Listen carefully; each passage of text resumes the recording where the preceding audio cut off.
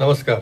उद्या दिनांक 21 मे 2026 वार गुरुवार या दिवशी गुरुपुष्य योग आहे. गुरुपुष्य योग म्हणजे काय, अनेकांना माहीत असेल की गुरुवारी जर का पुष्य नक्षत्र असेल म्हणजे चंद्रपुष्य नक्षत्रात असेल तर हा गुरुपुष्य योग येतो.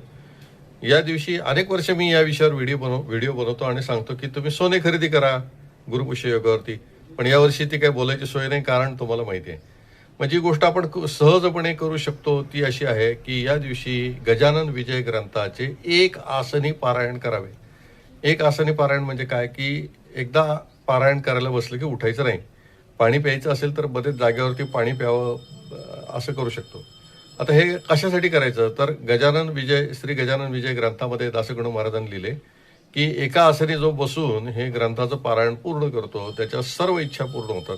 याच्यासाठी हे करायचं आहे. तुमच्या काही इच्छा जर का असतील तर त्यासाठी पारायण करा.